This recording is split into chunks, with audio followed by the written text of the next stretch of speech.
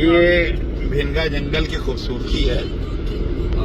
लग रहा है कि हम लोग किसी ऐसे हिल स्टेशन की तरफ बढ़ रहे हैं जो काफी खूबसूरत है। ये देखिए श्रावस्ती की खूबसूरती देखिए। आप ये कह सकते हैं कि ये जंगल है, ये रास्ता है, और जिस रास्ते पे हम चल रहे हैं वास्तव में ये बहुत खूबसूरत यहाँ का नज़ारा है। यहाँ की जो वादियाँ है वो बहुत खूबसूरत है। और इसी में हम लोग गाड़ी को ड्राइव करके, और सभी लोग करीब 5 लोग हम लोग हैं जो नेपाल में कवरेज करने जा रहे हैं।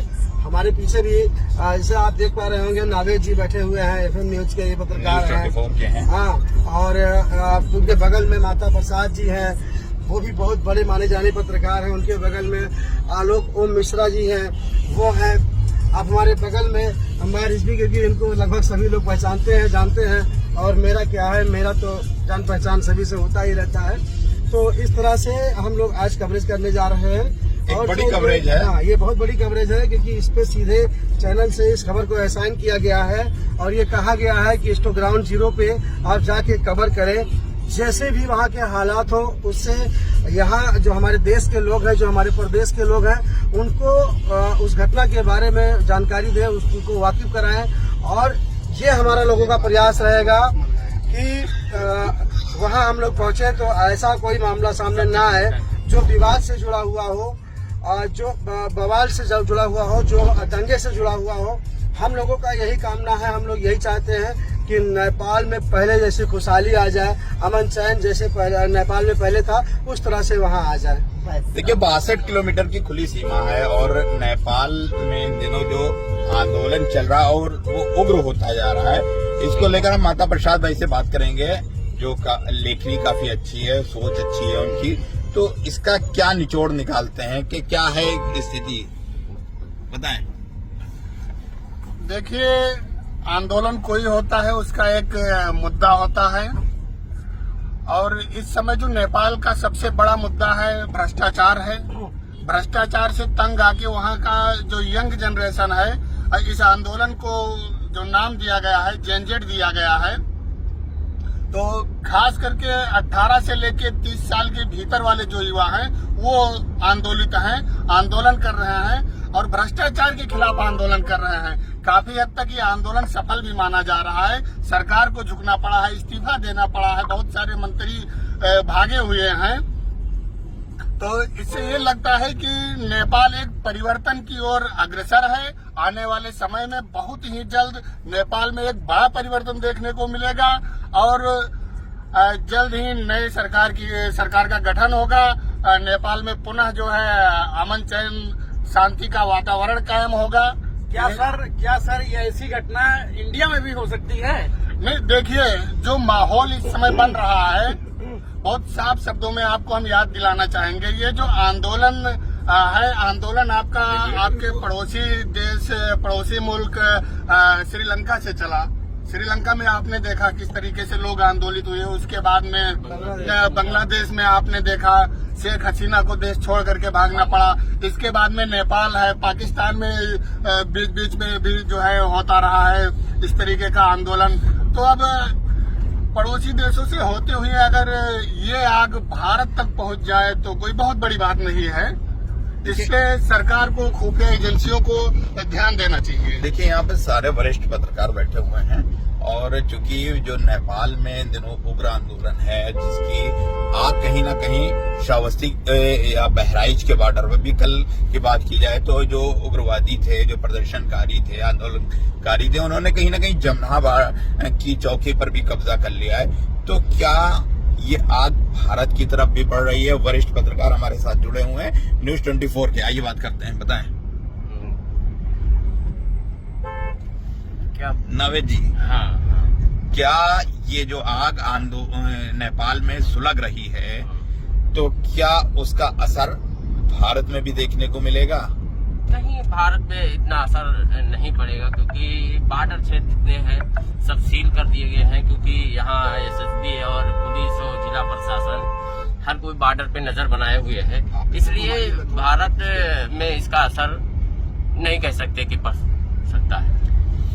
हमारे साथ दूसरे भी वरिष्ठ पत्रकार हैं जो एनपीटी से हैं, ओम जी ये बताइए, कल जो रुपैठिया का बॉर्डर है जमुना, अगर चौकी पर उन लोगों ने जो उग्रवादी हैं, आंदोलनकारी हैं, उन्होंने कब्जा किया है, क्या है इसका इफेक्ट इंडिया पे क्या पड़ने वाला है? कहीं ना कहीं हमारे जो जवान है, एसएसबी के समान है, पुलिसकर्मी हैं, उस नियंत्रित में रखे हुए हैं, उनको खदेड़ा गया है हमारे भारत से, उनको नेपाल की तरफ खदेड़ा गया है।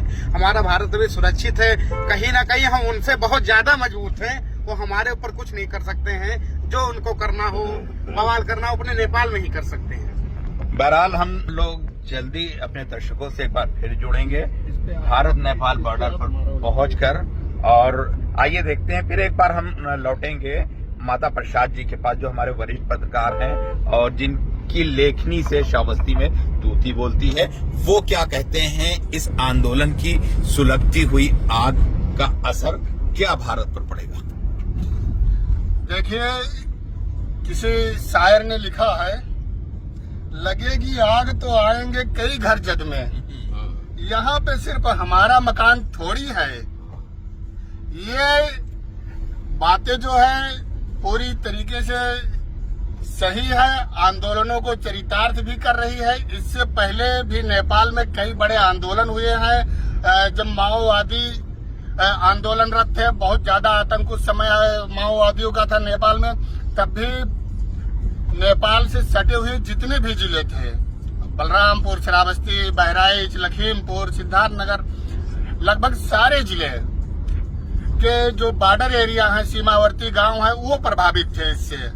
ठीक इसी प्रकार अगर एक बार फिर कहा जाए कि अगर कोई बड़ा आंदोलन होता है तो भारतीय सीमा क्षेत्र में जो स्थापित गांव हैं, सीमावर्ती गांव हैं, वहां पे इसका प्रभाव बिल्कुल देखने को मिलेगा। कल ही आपने देखा कि तमाम नेपाली जो प्रदर्शनकारी थे भारतीय सीमा में प्रवेश करने का प्रयास किया।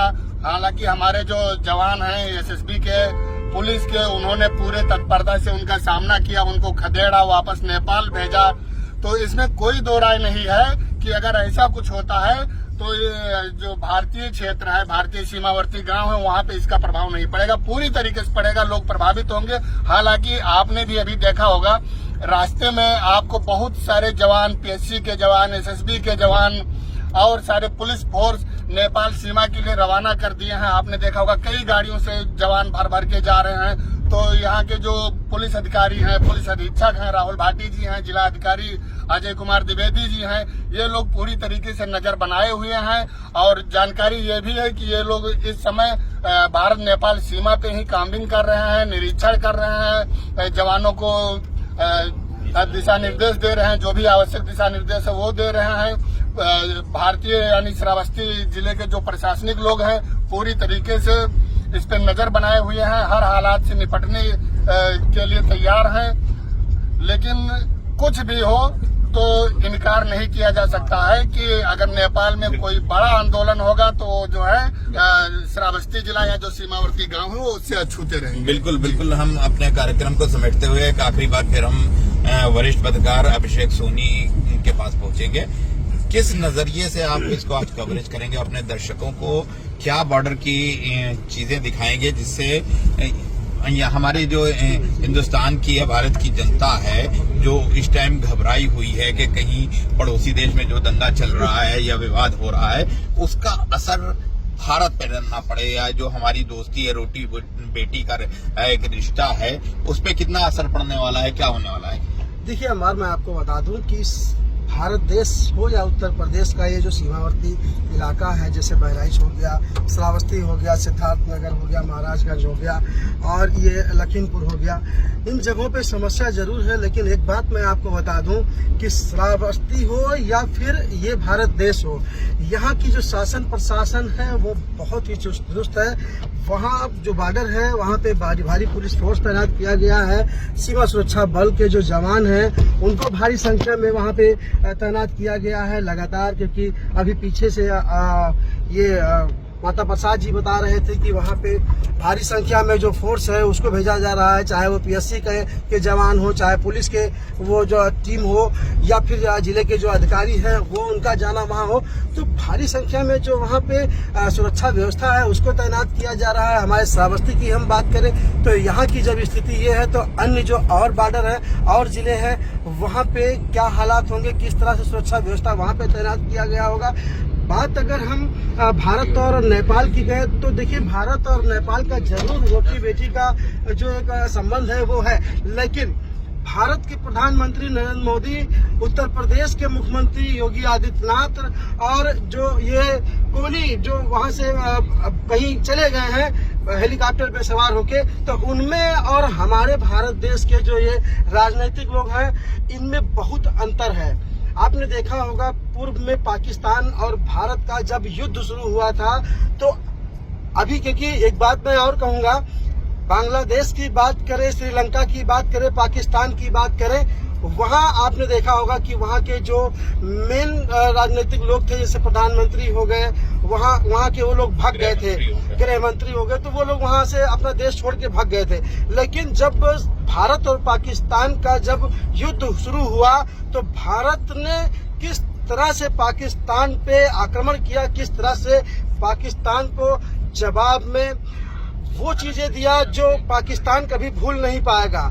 तो वो भारत में और जो नेपाल के प्रधानमंत्री हैं उनमें बहुत अंतर है। तो इसलिए मैं ये कह सकता हूं कि भारत में इसका कोई असर देखने को नहीं मिलेगा। हाँ, लेकिन बॉर्डर इलाके हैं जो वहां से जुड़े हुए कुछ गांव हैं वहां पे इसका असर जरूर देखा जा सकता है, जिसके लिए शासन और प्रशासन ने पूरी तरीके से व्यवस्था वहां पे चुस्त दुरुस्त कर दी है। जी बिल्कुल बिल्कुल अभिषेक जी, हम खुली सीमा होने के बावजूद भी यहाँ पर सुरक्षित हैं। बस चंद ही मिनटों में हम आपको फिर रूबरू कराएंगे नेपाल बॉर्डर से पहुंच के। हम अपने मेहमानों का एक बार फिर शुक्रिया अदा करते हैं। जनता से नमस्कार।